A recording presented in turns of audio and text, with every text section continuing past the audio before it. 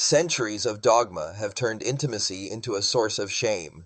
But if you look at the raw structural claims of the Bible, the narrative is actually about alignment and power. Let's strip away the noise. It's funny because usually when we talk about a medical diagnosis, there's this expectation of just absolute clinical precision. Oh, yeah, entirely. Like engineering. Exactly. Like you fall off your bike, you break your arm, they put you in an X-ray machine, and the doctor just points to that glowing, jagged white line on the screen and says, well, there it is.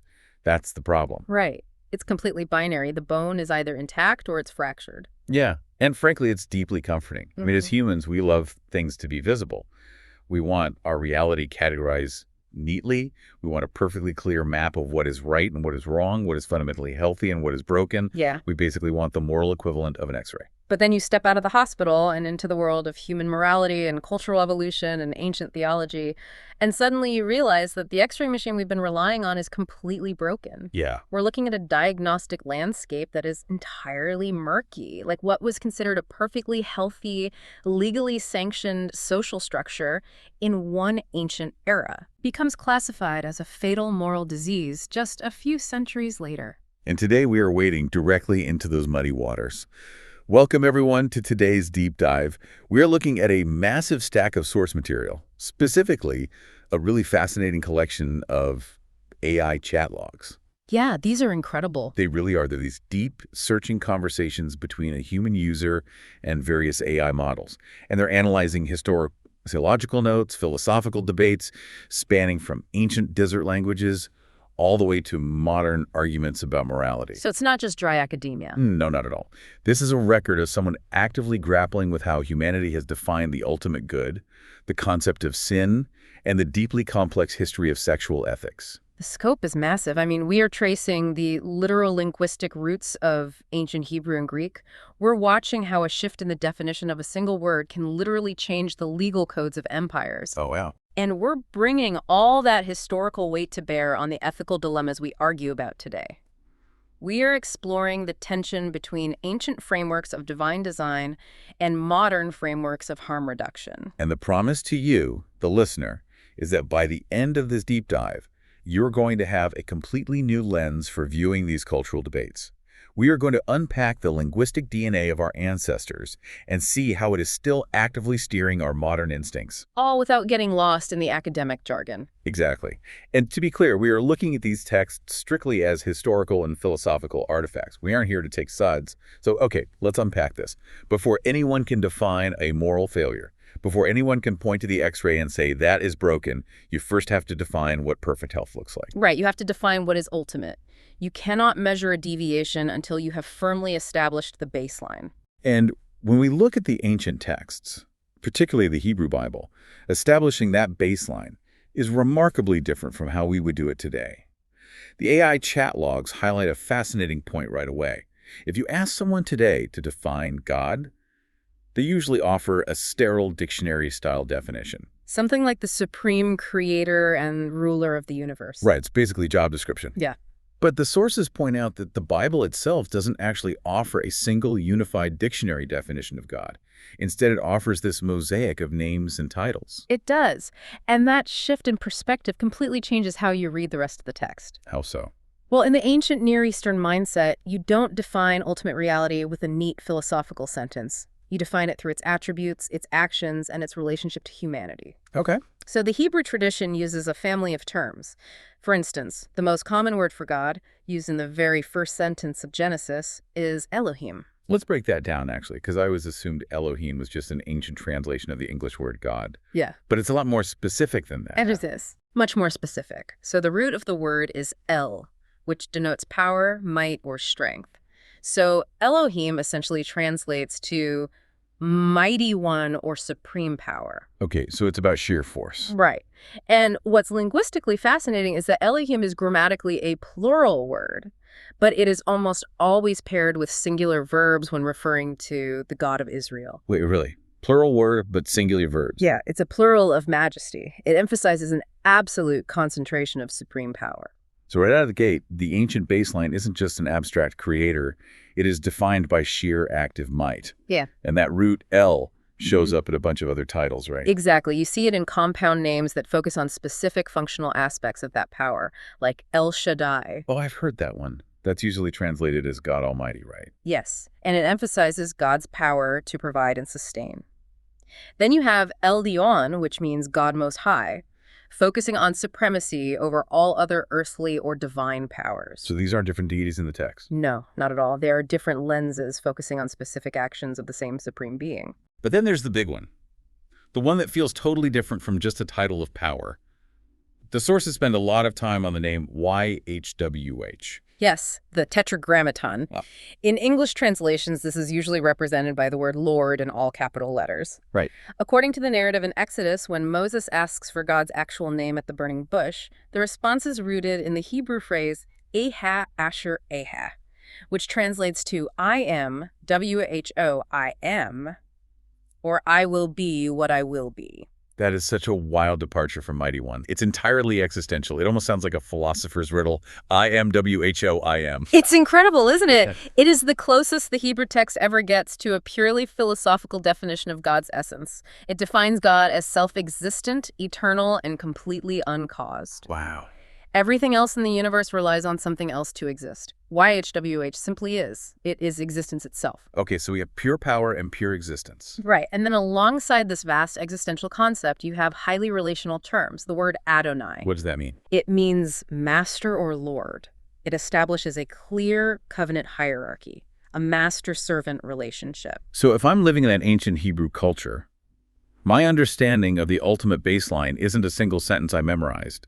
It's a combination of raw sustaining power, which is Elohim, uncaused eternal existence, which is YHWH, and relational authority, which is Adonai. That's a perfect summary. But history doesn't stay static. The culture shifts, empires rise and fall, and by the time the New Testament is written, the dominant language is Greek. So how does the Greek language filter these ancient Hebrew concepts? Well, the Greek approach adopts the Hebrew ideas, but applies its own cultural and linguistic flavor. The standard Greek word used throughout the New Testament is theos. Which just means God, right? It generally means deity. It's a broader category word. Yeah. When the Gospel of John opens with the word was God, it uses theos. It carries a sense of universal divinity. Did the Greeks have an equivalent for the more relational terms, like Adonai? They did. The Greek word kyrios means lord or master, carrying that same sense of authority and ownership. But what's highly significant in the Christian texts is that kyrios is applied not just to God the Father, but consistently to Jesus, which was a radical theological claim at the time. That would have been massive. Absolutely. You also see a heavy emphasis on the Greek word pater, meaning father, which Jesus uses constantly to reframe the relational dynamic. So synthesizing this from the sources, the Hebrew framework leans heavily into power, covenant action, and pure self-existence. And the Greek framework leans slightly more toward universal authority and the inherent nature of divinity. Exactly. But the overarching point the AI logs make is that we have to understand this entire web of power, existence, and relationship before we can understand what it means to be good. Precisely.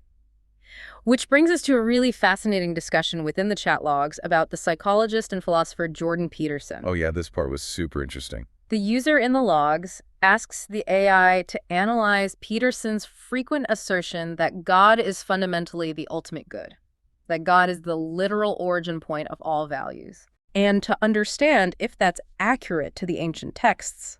The AI points out that we have to completely strip away our modern definition of the word good. Right, because when you or I say someone is a good person today, we usually just mean they are nice, they pay their taxes, they don't yell at waiters, they help their neighbors. It's entirely about moral behavior and politeness. Yeah, it's very tame. But the ancient definition was vastly richer and much more physical. The Hebrew word for good is toph. It appears immediately in the Bible, right in the first chapter of Genesis. God creates the light, and God saw that it was good. That was toph. Okay. But toph does not primarily mean morally well-behaved. Its core definition is fit for purpose, functioning properly, or beneficial and life-giving. This was a massive aha moment for me when reading the sources. Goodness wasn't just an abstract moral purity, it was functional. Highly functional. Let me make sure I'm grasping the depth of this. So if I go into my kitchen and I have a beautifully crafted chef's knife, and it chops vegetables effortlessly without slipping, that knife is tavrite. because it is fulfilling the exact design of its creation. That is the perfect analogy, Yeah. yes. The knife is tav because it is operating in alignment with its intended design. Oh, wow. In the Hebrew mindset, a river that waters a valley without flooding the villages is tov. Rain falling at the exact right time for the harvest is tov. It's life-giving. It works. So it's about harmony. Yes. When the Genesis narrative repeats it was good, it is literally conveying the idea that the cosmos is functioning smoothly, harmoniously, and exactly as its architect intended. So when humans enter the picture, a good human isn't just someone who obeys an arbitrary list of rules. A human who is Tov is a human who is functioning in harmony with the design of reality. They are life-giving to their community. They're operating at their optimal intended capacity. Exactly. It encompasses morality. Yes, but only because moral behavior is viewed as the optimal, healthy way for humans to function within the community and with God. Okay, that makes so much sense. But when we transition to the Greek mindset in the New Testament, the terminology splits and refines this idea. The sources mention two specific Greek words for good, agathos and kalos. How do they differ from the functional idea of tov? They carry slightly different philosophical weights. Agathos refers to something that is inherently, intrinsically, and morally good in its essence. Okay, so more like what we think of today. Very much so. It aligns closely with our modern idea of absolute moral perfection. For instance, in the Gospel of Mark, when Jesus says no one is good except God alone, he uses the word agathos. He is pointing to an essential, uncorrupted moral purity that only the divine possesses. And what about kalos? Kalos refers to goodness that is beautiful, noble, or attractive. It's goodness as it is expressed outward and witnessed by others. I see. So a tree might be agathos in its healthy roots and cellular structure, but the ripe, perfect fruit it produces that looks beautiful and feeds someone is kalos. Ah, I love that. So tying this back to Jordan Peterson's idea that God is the ultimate good, the sources explain how he is essentially blending these ancient paradigms. Right. If we connect this to the bigger picture, Peterson takes the Hebrew concept of Tav God as the author of the design that makes reality function properly, and merges it with the Greek concept of agathos God as the ultimate standard of inherent moral purity. It's a really profound synthesis. The text doesn't explicitly offer a dictionary definition saying God equals good, but it presents a reality where God creates the functional good, which is Tov, embodies the essential moral good, which is agathos, and expresses the beautiful good, which is kalos. That is the baseline. That is the perfectly healthy X-ray. And understanding that functional baseline of perfect health is the only way we can possibly understand how these ancient cultures define sickness. If good means functioning exactly as designed, then logically we need a vocabulary for what happens when the design breaks down. And this is where the linguistic history of the word sin completely upends our modern assumptions. Oh, absolutely. When you look at the original languages, the shift in how we conceptualize moral failure is staggering. Today, the word sin carries a massive, heavy, purely legalistic weight. It really does. It implies a total corruption of character. It means you have broken a divine law and offended the cosmic judge. It feels static, like a permanent stain on who you are. But the sources reveal that the literal definitions of the original words for sin in both ancient Greek and ancient Hebrew were completely rooted in physical action, specifically related to movement and trajectory. Right, so let's look at the Greek word used throughout the New Testament. It's a hamartia. And the literal translation isn't to be an evil person. The literal translation is actually an archery term. It means to miss the mark. Yes. Derived from the verb hamartano. Imagine an archer drawing back a bow. They have a specific target, a bullseye. They release the arrow, but because of a miscalculation or a gust of wind or a flaw in their stance, the arrow veers off course and thuds into the dirt. Missing the target entirely. Exactly. That physical event, that failure to hit the intended mark, is hamartia. It was also used to describe a traveler who wanders off the correct path and becomes lost. And the incredible thing is that the Hebrew equivalent shares this exact same physical imagery. It does. The most common Hebrew word for sin, used hundreds of times in the Old Testament, is chata. And just like the Greek, its literal meaning is to miss the mark or to fall short. The consistency between the two languages is striking. Both conceptualize moral failure not as a static state of demonic evil, but as a failure of trajectory. You were aiming for the Tav, the functional, life-giving design, and you missed it. I really want us to dwell on a psychological difference here, because the AI chat logs point out how much modern English has lost this imagery. Think about how it feels to be told you have broken a divine law versus being told you missed the mark. It's completely different. If I am an archer and I miss the target, I don't suddenly believe I am fundamentally a monster. I recognize that my form was off. I feel frustration, maybe disappointment.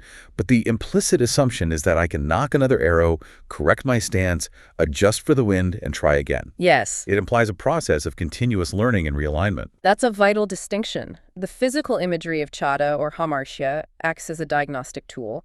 It says your action did not achieve the intended healthy outcome. You are off the path. Recalibrate and get back on. Right. But when we strip away that imagery and translate it into a purely legal abstraction, it feels entirely different. Standing before a judge having broken the law induces a profound static shame. You are no longer an archer learning to shoot. You are a criminal waiting for a sentence. It turns a dynamic action into a static identity. But the sources do note that the ancient languages had other words for different flavors of failure, right? Because, not all missing of the mark is just an innocent mistake. Sometimes you miss the mark because you just don't care about the target. Absolutely. The Hebrew lexicon is highly nuanced. Alongside chata, you have the word avon, which is usually translated in English Bibles as iniquity. Oh, yeah. But its literal physical root means to bend, to twist, or to distort something that should be perfectly straight. Well, I love that imagery. So if tav is a perfectly round, structurally sound wooden wheel that makes a cart roll smoothly, avon is what happens when that wood warps. The wheel is twisted and suddenly the whole cart wobbles and threatens to crash. Exactly. Avon represents the inner distortion of the human heart. It's when our desires become bent out of shape. That makes sense. And then you have the word pesha, which is often translated as transgression or rebellion. This represents a deliberate, willful breaking of trust or a covenant. So that's the more intentional one. Right. It's not accidentally wandering off the path. It's looking at the path, deciding you hate the destination, and intentionally walking the other way. So taking all these words together, missing the mark, twisting what is straight, rebelling against the design, what is the ultimate result of all that? The ultimate result is what the Hebrews called ra, which is the word we translate as evil. But again, tying it back to our baseline, if good, tav, is things functioning perfectly and bringing life, then evil, ra, is simply dysfunction. Dysfunction. Yes, it is things breaking down, decaying, causing harm, and unspooling the intended order of creation. Sin is the action of introducing dysfunction into a functional system. It is profound when you look at it that way. It strips away a lot of the mystical, superstitious baggage around sin and grounds it in a very logical framework of cause and effect. You deviate from the design, and dysfunction is the natural result. Precisely. But abstract linguistic definitions will only get us so far. The true test of these concepts is how they actually played out in the messy reality of human history. Oh, definitely. The AI logs highlight a highly specific historical case study that perfectly illustrates how a society's definition of missing the mark can completely evolve over time.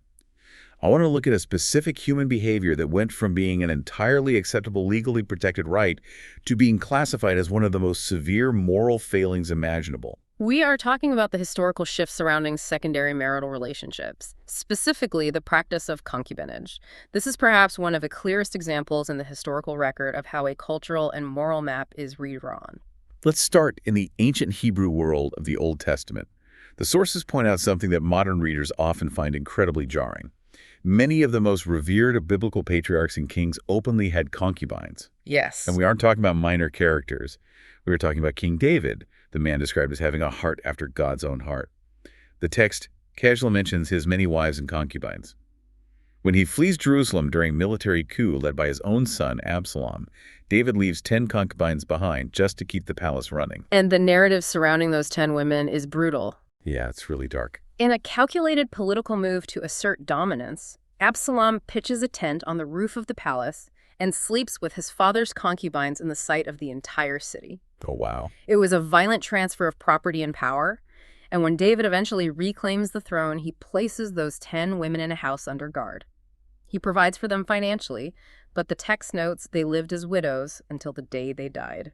It's a tragic story, and it highlights just how drastically different their social structures were. And of course, David's son, King Solomon, took the practice to a level of excess that is almost hard to fathom. Right. The text in 1 Kings notes that Solomon had 700 wives of royal birth and 300 concubines, 1,000 women tied to him.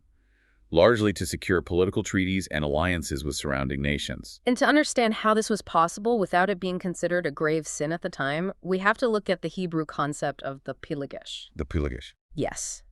The critical thing to understand is that in the patriarchal structure of the ancient Near East, having a Pilegesh, a concubine, was not viewed as illicit back-alley adultery. It was not a moral failing. It was a formal, legally recognized social status. So what did that legal status actually look like on a daily basis? Yeah. Because a modern audience hears concubine and immediately thinks of like a purely sexual mistress. That is a modern projection.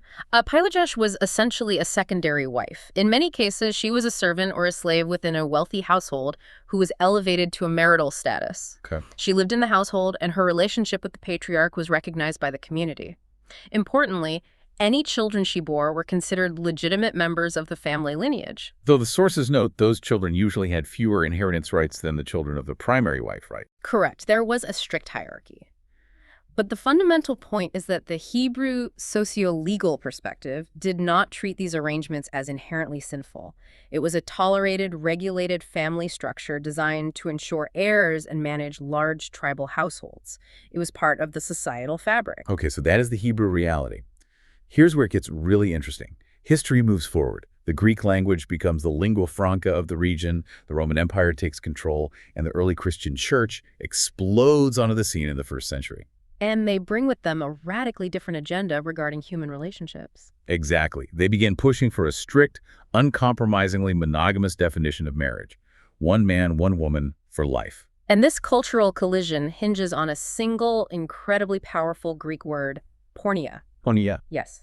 In modern English Bibles, porneia is almost always translated simply as sexual immorality or fornication. But the user in the AI chat logs pushes back on this, asking what that word actually meant to the people writing it. Was it just a vague term for lewdness, or did it have specific legal boundaries? Right, because if it's just vague lewdness, you could argue it didn't apply to a loving, consensual adult arrangement. But the AI completely shuts that argument down by looking at the Greek lexicons. The lexicons are unambiguous.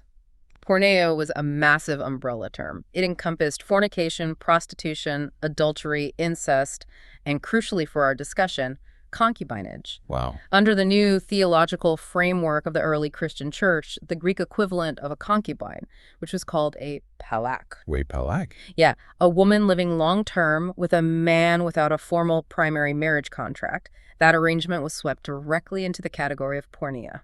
I really want to pause and wrestle with this because it is the crux of how definitions change reality.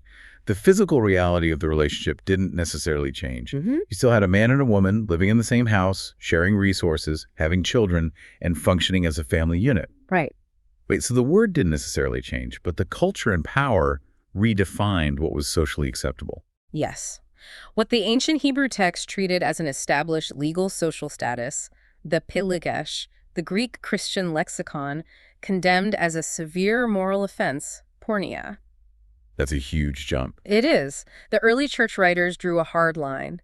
Any sexual union outside of a formal primary monogamous marriage covenant was missing the mark. It was hamartia. Think about the whiplash of that cultural shift. I mean, if King David, the great hero of the faith, were suddenly transported forward in time to the 1st century AD and walked into an early Christian house church, his legally established household would instantly be classified as a den of porneia. Instantly. The very structure of his family went from being socially acceptable to being a disqualifying sin. It is a stunning example of a shifting diagnostic map. Behaviors that were previously considered functionally viable, perhaps even tov in the sense of building a large, secure tribal household in a dangerous ancient world, were reclassified as deeply dysfunctional to the new spiritual paradigm. And the sources add an entirely different dimension to the word porneia. It wasn't just about physical policing. It carried immense symbolic weight drawn directly from the Hebrew prophets. This is a vital layer to understand. The Greek of the New Testament was heavily saturated with Hebrew idioms and concepts. Throughout the Old Testament, God continually used the visceral imagery of physical sexual immorality to describe the spiritual reality of idolatry. Right. The lexicons note that porneia is frequently used as a metaphor for spiritual unfaithfulness. The chat logs pull some incredibly intense examples of this. Like in Jeremiah 2, God is rebuking the nation of Israel for worshiping other gods, and the text says, "On every high hill and under every green tree you lay down as a prostitute." It's very aggressive language. It is. And in Ezekiel 16, the imagery is even more graphic, describing Jerusalem taking the gold God gave her, making male idols out of it, and metaphorically prostituting herself with them. The prophets used the most shocking imagery available to convey the severity of a broken covenant. And this ties perfectly back to the story of King Solomon. Right, with 1,000 women. Yes, he had 1,000 wives and concubines, which created a massive physical household. But the biblical narrative doesn't primarily condemn him for the sexual excess itself. It condemns him because those foreign wives brought their foreign gods with them. Ah, I see. To appease them, Solomon built altars to Chemosh and Molech. He committed spiritual porneia. His physical arrangements led him to completely miss the mark of his covenant with YHWH. So the early church inherits this massive, loaded word that means both physical non-monogamy and spiritual treason.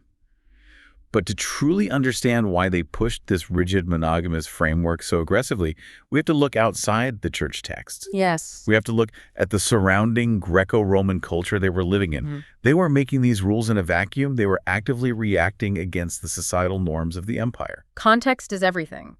If we want to understand the origins of Christian sexual ethics, we must understand the Roman sexual ethics of the first century, roughly the years 0 to 100 AD. So what was the sexual culture actually like in the first century? Because the user in the chat logs specifically hones in on this. There's a modern misconception that ancient Rome was just one giant free love orgy where anything goes. Was that the reality? Not at all. It was not a modern progressive utopia of free love. It was a highly structured, rigidly enforced system. It just used completely different metrics for morality than we do today. Okay. The AI analysis points out a foundational difference. Roman sexual morality was not fundamentally based on gender, and they absolutely did not possess our modern concepts of sexual orientation or a distinct gay identity. So what was it based on? Their entire moral framework was based on two things: status and role. Status and role. Yeah. Explain how that dictated the daily life of a standard free-born Roman citizen. Well, in the Roman mindset, society was a strict hierarchy of power, and sex was a physical expression of that power. For a respectable adult free-born Roman man, the only acceptable role in any sexual encounter was the active penetrating role. That was the essence of Roman masculinity: dominance and control. As long as a Roman citizen maintained the active role, it was legally and socially acceptable for him to have sexual relations with partners of either gender, provided those partners were of a lower social status. Lower social status meaning? Slaves, ex-slaves, prostitutes of either gender, and people classified as infamies, which were entertainers, gladiators, individuals stripped of legal protections. The gender of the lower status partner did not trigger a moral alarm for the Romans. So what did trigger the alarm? If it wasn't the gender, what was the ultimate Roman sin? Passivity. Passivity. Yes. If an adult free-born Roman male citizen took the passive role, meaning he allowed himself to be penetrated, he was viewed as having degraded his status. He was feminized, viewed as unmanly, and subjected to intense social mockery and dishonor. It represented a loss of self-mastery, which the Romans considered the ultimate virtue. It is entirely about power dynamics. And the sources bring up a specific law that codified this, the Lex Cantinia. What did that law do? The Lex Cantinia was designed specifically to protect freeborn Roman boys from being used in the passive role by adult men. Okay. While the Greeks had a long philosophical tradition of pederasty idealized relationships between adult male citizens and freeborn youths, the Romans viewed this with intense suspicion. They demanded that their future citizens remain inviolate. So they pushed it elsewhere. Exactly. Roman men pushed those desires onto enslaved boys or youths of lower status. The key takeaway is that an equal, mutually respectful, socially accepted relationship between two adult freeborn men simply did not exist in their framework. One partner always had to be subjugated. Okay, so that is the brutal hierarchy-obsessed reality of the Roman baseline. Now inject the early Christian movement into that culture, a movement born from Jewish monotheism preaching that all humans are made in the image of God. The collision between these two worldviews must have been explosive. Oh, it was a total paradigm inversion. The early Christians completely rejected the Roman status-based system. To a Christian, the Roman system of using slaves and lower-class individuals for sexual gratification wasn't just distasteful, it was profoundly abusive and predatory. It violated the concept of tov. And their response was to fold everything into that one massive Greek word we discussed. Exactly. They took all same-sex acts, all prostitution, all sex with slaves, all concubinage, and categorized them all as porneia. They universalized the condemnation. Oh. To the Christian writers, it didn't matter if you were the active partner or the passive partner. It didn't matter if you were a powerful Roman senator or an impoverished slave. It didn't matter what the gender of the participants was. If the sexual act occurred outside the boundaries of a lifelong procreative male-female marriage covenant, it was porneia. It was missing the mark of the divine design. It's fascinating because on one hand, it's a radically equalizing ethic. It strips the powerful Roman man of his right to use others. But on the other hand, it establishes an incredibly rigid, narrow boundary for human intimacy. And the sources trace how this new Christian ideology eventually swallowed the empire and became actual law. Right. The shift from being a persecuted minority sect to holding imperial power dramatically changed the legal landscape.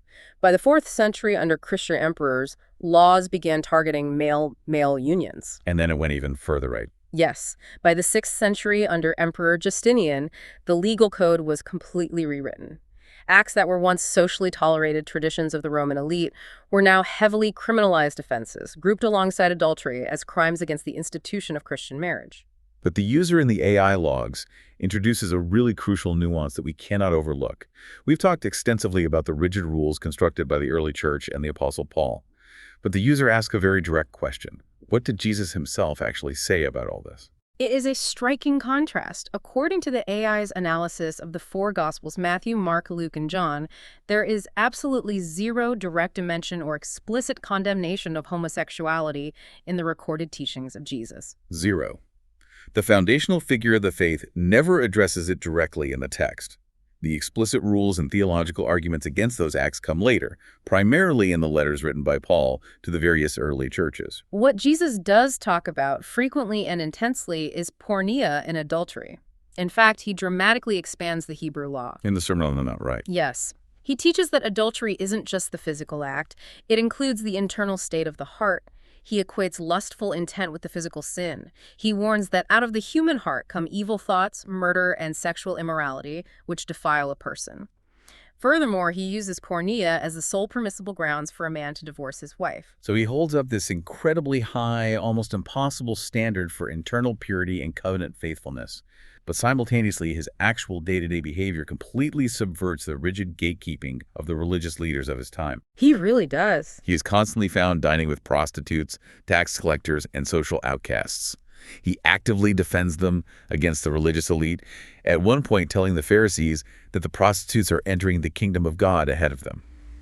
It is a profound dual approach, maintaining an uncompromising standard for the moral ideal while demonstrating immense scandalous grace and proximity to those who have fallen completely outside the societal rules. There's a story pulled from the sources that I think serves as the ultimate analogy for how Jesus navigated this tension between strict rules and human reality. It's found in the Gospel of Matthew, chapter 12. The Sabbath healing. Yes.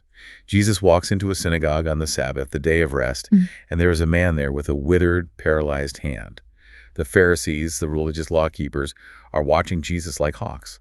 They want to see if he will heal the man because, according to their strict structural interpretation of the law, practicing medicine on the Sabbath constitutes work, and working on the Sabbath is a grave sin. They are entirely focused on preserving the structural boundary of the law.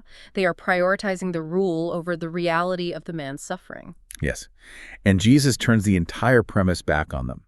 He asks them, if any of you has a sheep and it falls into a pit on the Sabbath, will you not take hold of it and lift it out? How much more valuable is a person than a sheep?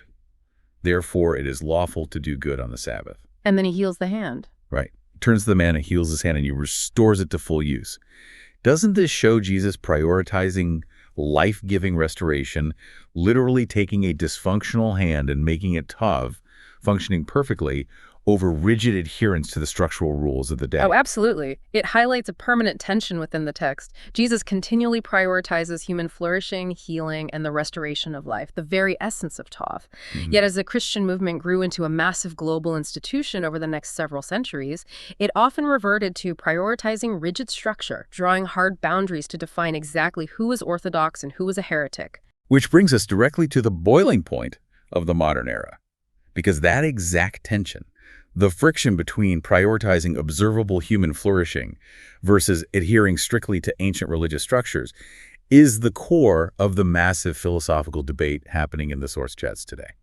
It is the debate tearing apart denominations, families, and comment sections across the world. And as a quick note to you, the listener, we are explicitly acting as objective guides here. We are mapping out the arguments found in the sources regarding modern religious debates without taking a side. Right. We are just looking at a profound collision of ethical frameworks. And to accurately reflect the AI logs, we must map out both sides of this argument objectively, observing the architecture of the ideas. So let's start with the framework proposed by the human user in the chat logs, which we can call the modern ethical framework, or harm reduction. The user argues that in the modern world, morality regarding human relationships should be evaluated based on consent, honesty, and whether or not the relationship causes harm. The user brings up a brilliant, highly relatable cultural example to test this theory. The actors Kurt Russell and Goldie Hawn. Right, the Hollywood couple. Yeah, they have been a couple for over 40 years. They have raised a family, they appear deeply committed, and they offer stability to each other. But they have never been formally legally married. A classic modern arrangement. Right. And the user's argument is this.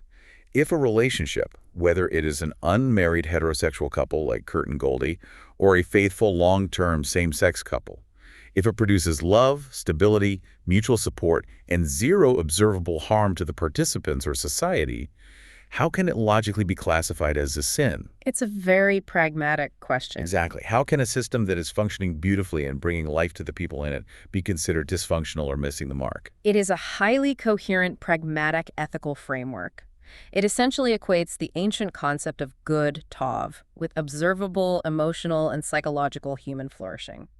If the equation is consent plus mutual care minus harm, the outcome is morally acceptable. But the AI logs provide the counterweight. They articulate the traditional biblical framework, which fundamentally rejects harm reduction as the sole metric for morality. Walk us through how the traditional view counters the Kurt and Goldie argument. Well, the traditional framework argues that morality cannot be determined solely by immediate visible outcomes or the emotional fulfillment of the participants. Instead, morality is determined by alignment with a given divine design or covenant structure. Okay, so the blueprint matters. Yes. Under this view, the anchor pattern for human relationships was established at the dawn of creation in Genesis, male and female, coming together in a lifelong one-flesh marriage covenant. Right. Therefore, the argument posits that even if a relationship outside of that specific structure produces no visible harm, and even if it is deeply loving and consensual, it is still technically hamartia. It is still an arrow missing the center of the target. Because it deviates from the blueprint. Exactly. It is deviating from the predefined architectural design of human flourishing, regardless of how pleasant the deviation feels. So what does this all mean? We basically have an impasse. One framework measures the fruit, the other measures the roots. And what's fascinating in the sources is that we can see institutions actively struggling with this in real time. Oh yeah, it's happening right now. The user points out that massive historic institutions like the Methodist Church are currently fracturing and rewriting their bylaw to allow for homosexual relationships in clergy, provided those relationships mirror the monogamous faithful commitment of traditional marriage. Which demonstrates that the interpretation of these ancient texts and the application of words like porneia is not static. The diagnostic map is still being actively debated and redrawn today. And this leads to what I think is the most potent critical pushback from the user in the entire log. If the church's understanding of morality evolved from allowing polygamy to strict monogamy, and is still evolving now, why do some people assume our understanding of God's design is permanently finished? What's fascinating here is that the AI maps out the two primary theological responses to that exact question. Of detail. The first response is the concept of progressive revelation. This is the cornerstone of traditional orthodoxy. It argues that God's truth is eternal and fixed, but that humanity was incapable of receiving it all at once. So it came in steps. Right. Therefore, God revealed the truth in stages. The Old Testament laws, including the tolerance for concubines, were a partial revelation, an accommodation to the harsh realities of ancient patriarchal cultures. Okay. But this theory argues that that progression culminated fully, finally, and perfectly in the arrival of Jesus and the writings of the New Testament apostles. So the building is finished, no new blueprints are being issued. So we evolved out of the ancient Near East, hit the 1st century, and then theological evolution permanently stopped. Exactly. But the second school of thought, which aligns much closer with the user's instincts, is ongoing moral development. Ongoing moral development. Yes. This view suggests that while the divine ideal may be perfect, humanity's capacity to comprehend it is always flawed and culturally bound. Therefore, humanity's understanding continues to grow over time as we learn more about psychology, biology, and human nature. That makes a lot of sense. This view demands immense intellectual humility, acknowledging that if we got things wrong in the past, we are likely still getting things wrong today. And the user quotes Socrates in the logs to brilliantly back this up. I know that I know nothing. The hallmark of wisdom is realizing the limits of your own understanding. The user asks, why wouldn't that same intellectual humility apply to theology? Right. I mean, the universe is infinitely complex. How could a council of men in the 4th century have perfectly and permanently mapped out the totality of divine morality? It is a compelling philosophical stance. If the truth is infinite, human understanding of it can never truly reach a state of completion. I really want to touch on the emotional core of these chat logs, because beneath all the Greek lexicons and historical timelines, there's a profound psychological toll being discussed. The human element. Yeah, the user writes with intense frustration about the reality of living under modern religious dogma.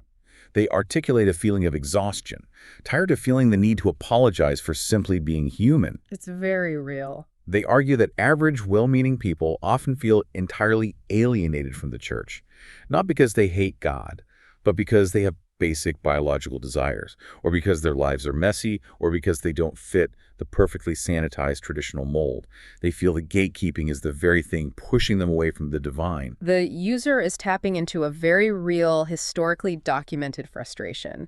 When a religious framework focuses exclusively on structural gatekeeping, obsessively defining who is in and who is out, particularly regarding sexual ethics, it frequently creates environments defined by shame, secrecy, and exclusion. Yeah. And that outcome stands in stark contrast to the life-giving restorative concept of Tav that we discussed earlier. Right. And the chat logs bring in outside philosophy to explore this, Right. referencing thinkers like Jean-Jacques Rousseau, who argue that humanity is inherently oriented toward good. Yeah. The user connects this to the foundational theological concept of imago Dei, the idea that humans are fundamentally created in the image of the divine.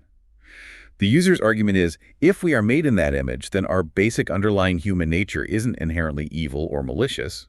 It is inherently good, but it becomes distorted, twisted like the word avon, by trauma, societal scarcity, and the shame placed on us by rigid institutions. And in response to the user's desire to question the system while still holding onto their faith, the AI highlights a remarkable piece of advice from the Apostle Paul himself, found in 1 Thessalonians 5.21. Oh, what is it?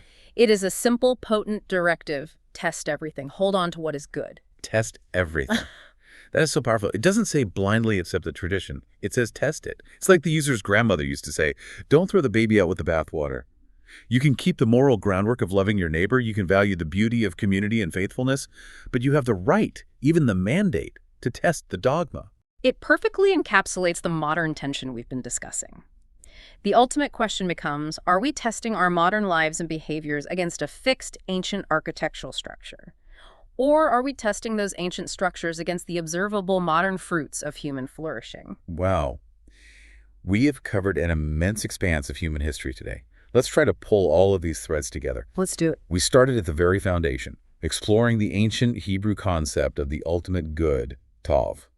The idea that goodness isn't just moral perfection, but reality functioning perfectly and bringing life. Right. We examined the literal physical imagery of sin, hamartia, not as a permanent stain of evil, but as the act of an archer missing the mark of that design. We tracked the incredibly complex shifting sands of human relationships, watching the legal Hebrew status of the concubine transform into the grave Greek moral crime of porneia. We witnessed the explosive cultural clash between the power-based sexual hierarchy of Rome and the universalizing rigid monogamy of the early Christians. And finally, we brought all of that historical weight to bear on the modern, agonizing debate over whether true morality is found in preventing harm or in preserving an ancient structure. It is a sweeping map of human linguistic and moral evolution. It is. And as we conclude, I want to leave you, the listener, with a final thought to mull over as you navigate these debates in your own life.